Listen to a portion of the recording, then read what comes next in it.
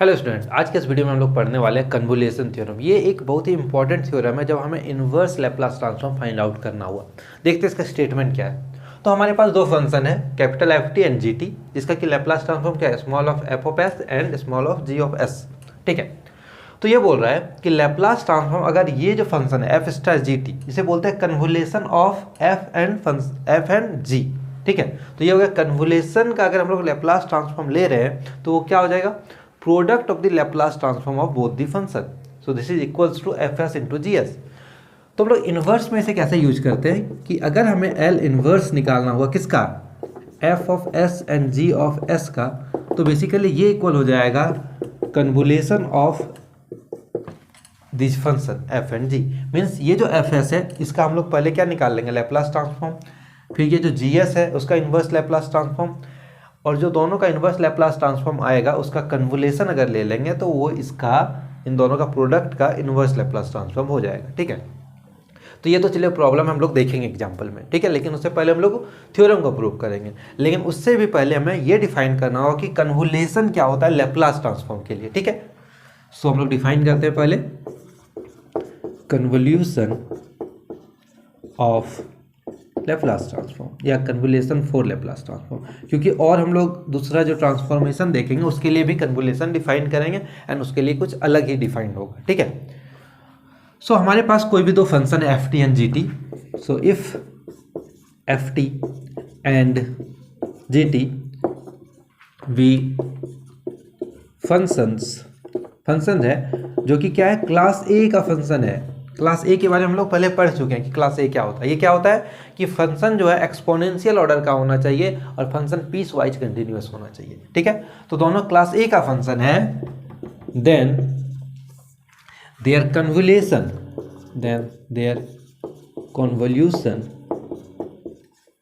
Is given as, इन दोनों का कन्वोल्यूशन कैसे डिफाइन होगा, ये हो जाएगा f star g of t equals to, ये क्या होता है, इंटीग्रल होता है। ठीक है, 0 to T F of U G of T minus U and then D U.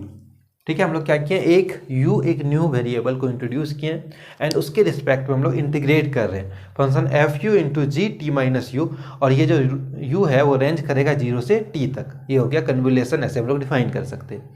ठीक है, अब इस कन्वोल्यूशन को हम लोग इसको यूज करते हुए इस थ्योरम को प्रूफ करते हैं। ओके, तो इसके प्रूफ पे आते हैं अब हम लोग। सो proof of the theorem,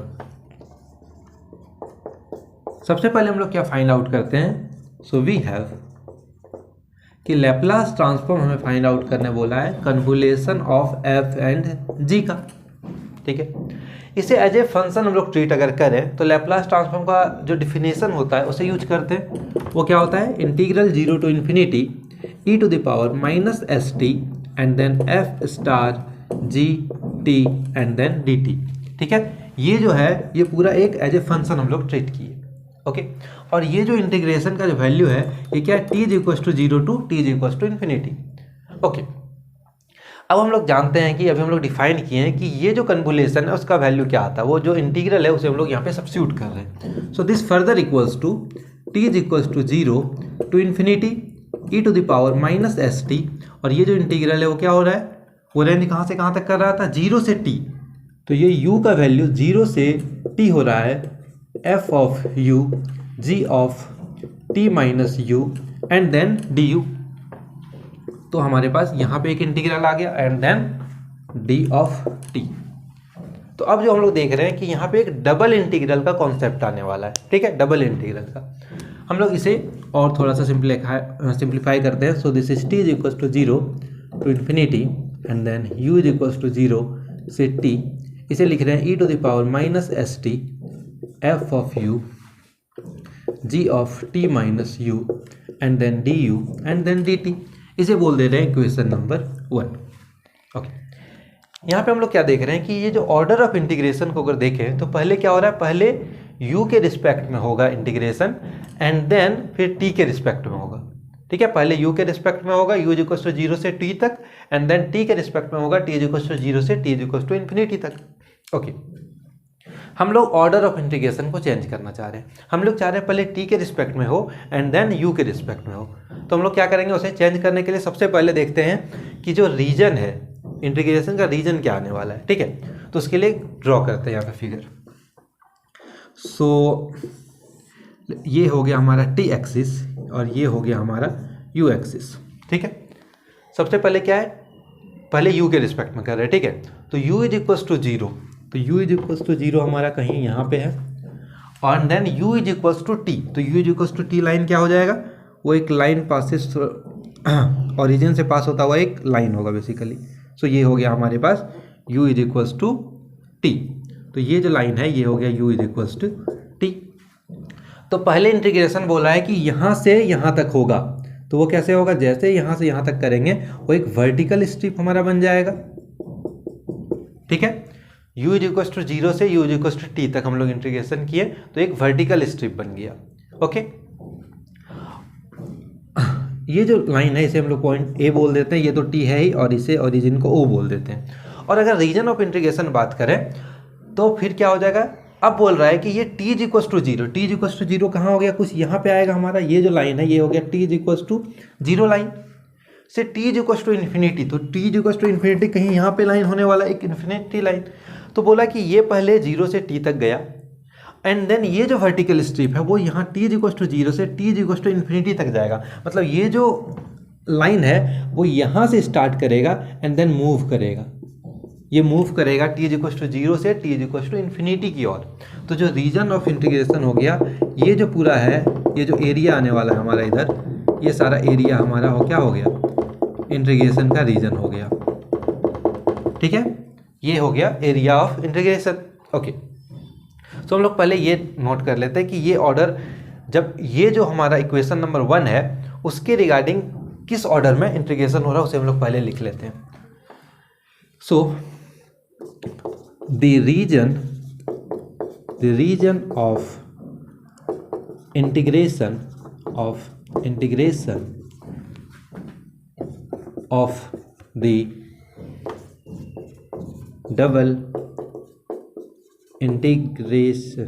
the double integration one is the area bounded by lines OA and OT। ये जो OA एंड OT लाइन है, ये जो रीजन को बाउंड करेगा, ये हो गया उसका एरिया ऑफ इंटीग्रेशन। लिखो, the integration is first performed from, कहाँ से कहाँ तक शुरू हुआ था, पहले u is equals to 0 to u is equals to t, इज first perform from u is equals to 0 to u is equals to t along a vertical strip ठीक है, पहले u इज इक्वल्स टू 0 से t तक हुआ vertical strip, and then this vertical strip को हम लोग मूव कर रहे हैं t is equals to 0 to t is equals to infinity, so that ये जो एरिया ऑफ इंटीग्रेशन है ये कवर हो सके पूरा। And then this vertical strip is moved from, कहाँ से कहाँ तक, t is equals to 0 to t is equals to infinity to cover the whole region, to cover the whole region. ठीक है, ये जो रीजन है उसे कवर करने के लिए फिर हम लोग मूव किए। ओके, अब अगर ऑर्डर ऑफ इंटीग्रेशन को चेंज करना चाहे हम लोग, तो ये जो वर्टिकल स्ट्रिप है वो क्या बन जाएगा, एक हॉरिजॉन्टल स्ट्रिप बन जाएगा हमारा।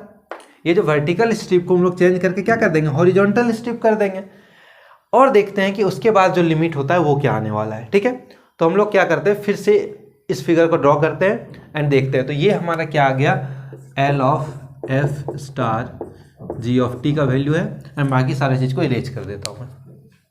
सो जो एरिया, फिर से हम लोग फिगर ड्रॉ करें तो ये है हमारा T एक्सिस, ये हमारा U एक्सिस, ये हो गया हमारा ये जो लाइन है, एंड ये हो गया u इज इक्वल्स टू 0, ये जो है वो हमारा है u is equals to T line, यहाँ पे है हमारा t is equals to 0 and t is equals to infinity. हम लोग क्या कर रहे हैं, ये जो हॉरिजॉन्टल स्ट्रिप है ये क्या बनेगा, वर्टिकल स्ट्रिप बनेगा, एक वर्टिकल स्ट्रिप बनेगा। तो अगर ये वर्टिकल स्ट्रिप बना, ठीक है, और पहले क्या हो रहा था u के रिस्पेक्ट में, बट अब किसके रिस्पेक्ट में होगा, पहले t के रिस्पेक्ट में होगा। तो जैसे ही ये t के रिस्पेक्ट में अगर होगा तो ये मूव करेगा t इज इक्वल्स टू, यहाँ पे t का वैल्यू कितना हो रहा है, u हो रहा है, तो t is equals to U to, t is equals to infinity तक ये मूव किया। और अगर ये पूरा एरिया ऑफ इंटीग्रेशन को अगर कवर करना है तो उसके बाद ये जो स्ट्रिप है उसे यहाँ से u इज इक्वल्स टू 0 से मूव करना होगा हमें अपवर्ड डायरेक्शन में। तो ये कहाँ तक मूव होगा, ये मूव होगा अप टू इन्फिनिटी तक, ठीक है। तो ये u इज इक्वल्स टू 0 से मूव होता शुरू होगा और u is equals to infinity तक जाएगा, सो दैट ये जो पूरा एरिया ऑफ इंटीग्रेशन है वो कवर हो जाए। तो ये पूरा एरिया ऑफ इंटीग्रेशन को कवर करने के लिए क्या करना होगा, इस स्ट्रिप को, हॉरिजॉन्टल स्ट्रिप को u इज इक्वल्स टू 0 से u is equals to infinity तक मूव कराएंगे, ठीक है। तो फिर से मैं उस लाइन को लिख लेता हूँ। So if the order of integration is changed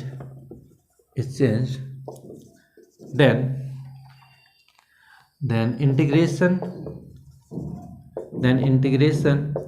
is first performed from कहाँ से, t is equals to u to t is equals to infinity along horizontal strip, this is strip, and then this strip is moved from कहाँ से कहाँ तक move होगा, u is equals to 0 to u is equals to infinity to cover the whole area of region, ठीक है। तो ये आ गया, लिमिट हमारे लोग का आ चुका है। अब हम लोग क्या करते हैं, देखते हैं कि ये जो इक्वेशन 1 है वो किस में रिड्यूस हो जाता है, ठीक है। Hence the integral in 1 reduces to, तो यहाँ पे क्या था इक्वेशन में हमारा, so this is L F G T, ये क्या हो जाएगा, ये डबल इंटीग्रल होगा, लेकिन अब पहले क्या हो जाएगा, यहाँ पे u था बट पहले अब t का लिमिट आएगा एंड देन फिर u का लिमिट आएगा, ठीक है। और यहाँ पे ये जो सारा फंक्शन था वो सेम ही रहेगा हमारा, यहाँ पे पहले du था, अब क्या हो जाएगा, पहले dt एंड देन पहले du। तो पहले t के रिस्पेक्ट में होगा, t का लिमिट पुट करेंगे और t का लिमिट क्या है हमारा, u से infinity, t is equals to u to infinity, and उसके बाद फिर u का लिमिट यूज होगा, u का लिमिट क्या है, 0 से अप टू इन्फिनिटी, ठीक है यहाँ तक, ओके। तो इसका हमें यूज नहीं है,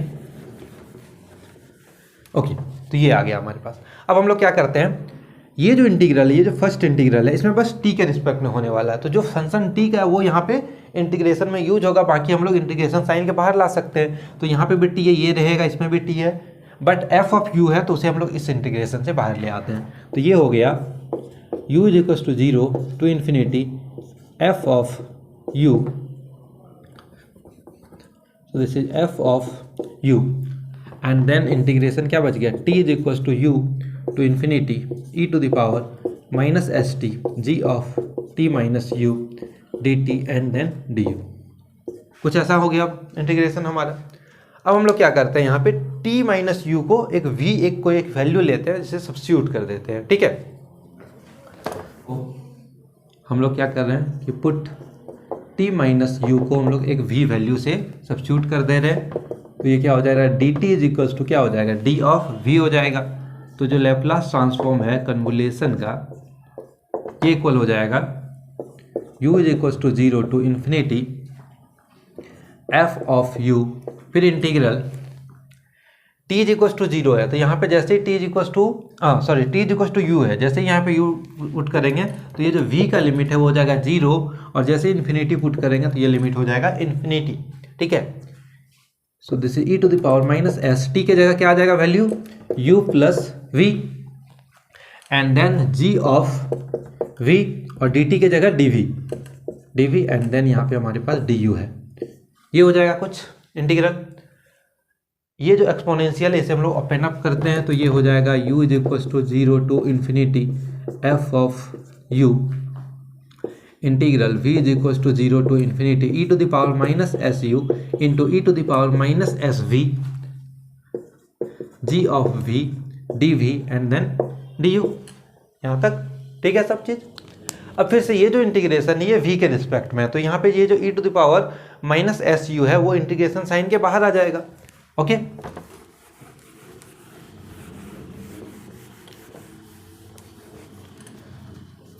सो इसे हम लोग लिखते हैं u is equal to 0 to infinity, ये हो गया f of u e to the power minus s u, और ये हो गया v is equal to 0 to infinity E to the power minus s v g of v d v and then d of u।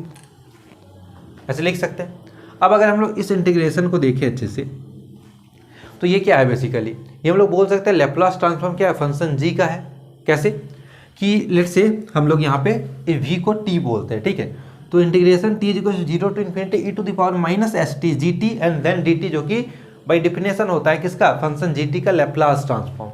ठीक है, तो हम लोग इसे लिखेंगे कि ये लैप्लास ट्रांसफॉर्म है फंक्शन का। So this is u is equal to 0 to infinity f of u e to the power minus s u, और ये क्या है, लैप्लास ट्रांसफॉर्म हो गया फंक्शन gt का du।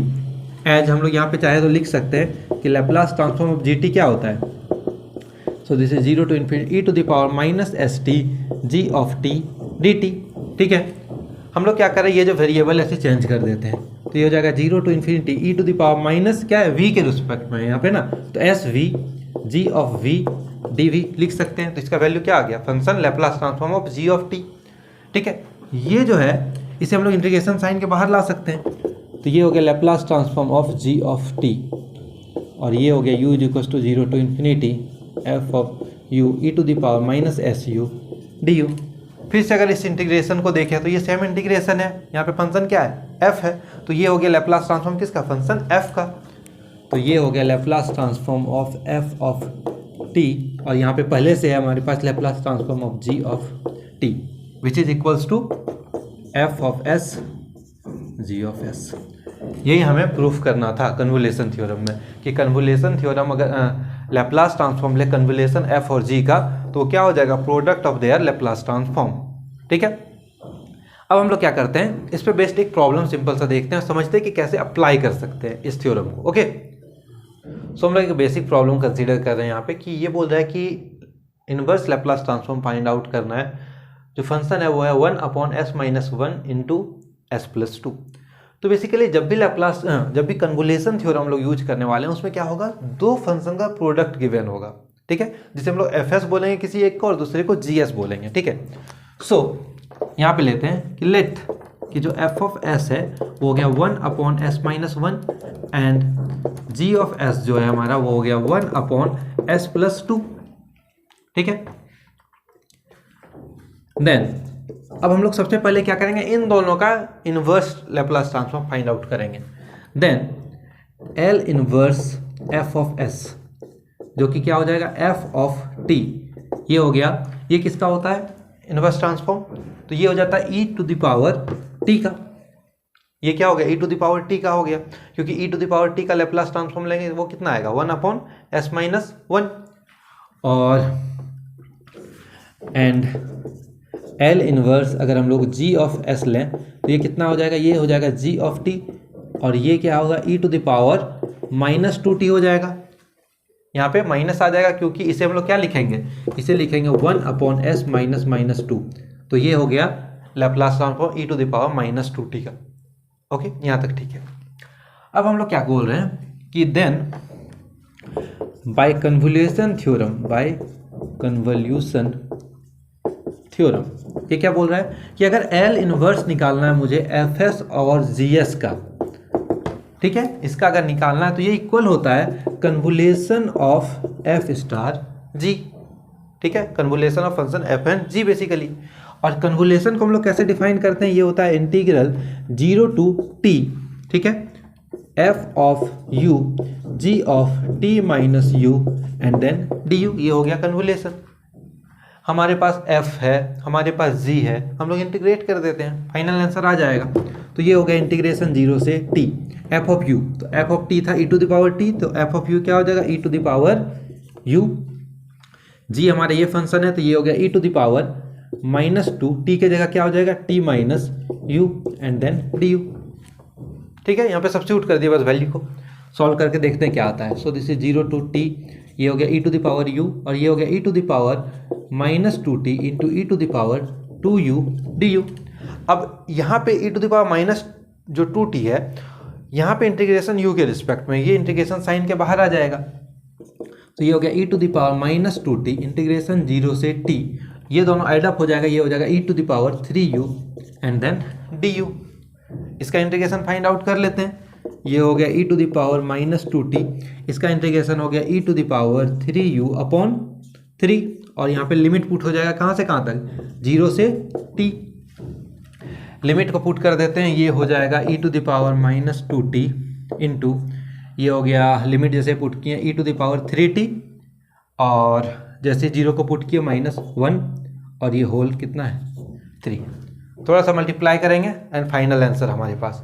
तो अगर मैं मल्टीप्लाई करके यहाँ पे लिख दूँ तो जो आंसर आएगा फाइनल वो आने वाला है e to the power t minus e to the power minus 2t upon 3, तो ये आ गया हमारे पास फाइनल आंसर, ठीक है, e to the power t minus e to the power minus 2 upon 3।